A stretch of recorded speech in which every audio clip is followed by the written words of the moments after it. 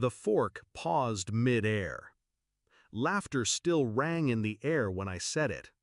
How does it feel knowing this useless one won't be paying your bills anymore? Silence swallowed the room whole. My father's mouth hung open. My mother's smile froze, fork trembling in her hand. My brother snorted until he realized I wasn't joking. I stood, pushed my chair back slowly, deliberate, controlled, the same way I'd done everything in this family. And then I left. No slammed doors, no screaming, just quiet footsteps and the echo of everything they'd taken for granted. They used to be proud of me, or maybe just proud of what I did for them. I was the good kid, the one who skipped parties, took weekend jobs, and brought home groceries when my dad's hours got cut. At 17, I paid our electric bill. At 19, I bought my mom's medication when her insurance lapsed. By 25, I was funding 3 lives. They never said thank you, but they never had to. That's how manipulation works. It dresses itself as family. I thought love meant sacrifice. Turns out, I was just convenient. The shift started small.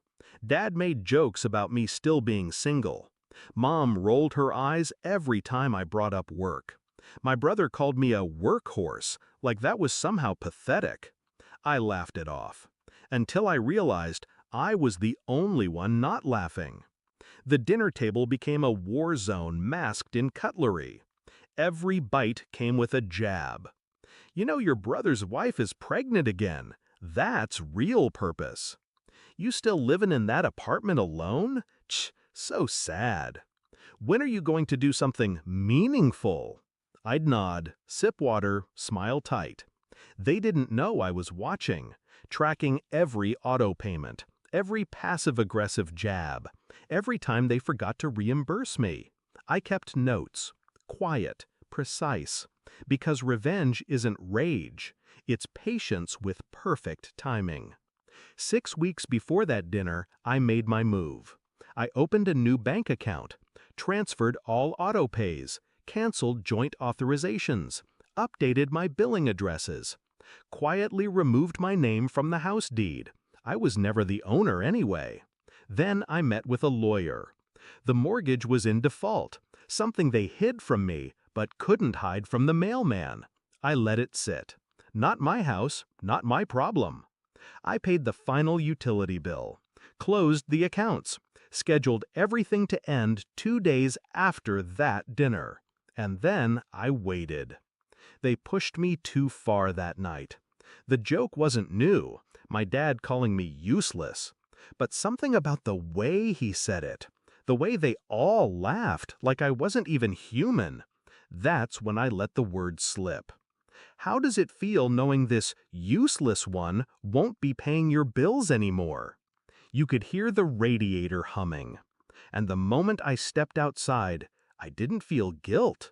I felt light. The fallout was delicious. 2 days later, the lights went out. The gas followed, then the internet. My brother called me 6 times, left 4 voicemails. Hey, Mom said the power's out. You cancel something?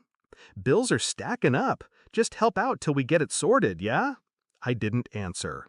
They stopped calling after I texted this. Figure it out like I did. 3 weeks later, I heard from a neighbor that the water had been shut off. Mom had started asking church friends for help. My brother's wife moved back in with her parents. The mortgage company repossessed the house 2 months later. I watched the listing go up online, grainy photos of the living room I'd grown up in, now stained and hollow. They moved into a cramped apartment on the east side. No more dinners, no more control, just silence. I don't visit. They don't ask. But sometimes I see them around town. My father graying and bitter, my mother thinner, my brother quieter. I hear they blame me, say I abandoned them. But the truth is, I just stopped saving people who were happy to drown me. I bought a small place last month. Not big, but warm, peaceful. mine. I sleep through the night. I wake up with silence, not tension. And when I eat dinner, there's no sneering across the table. Just me and peace. People ask if I regret it, walking away, letting them fall. No, because I didn't destroy them. I just stepped aside and let gravity finish the job. And now, they finally know what it feels like to depend on someone who's done being used.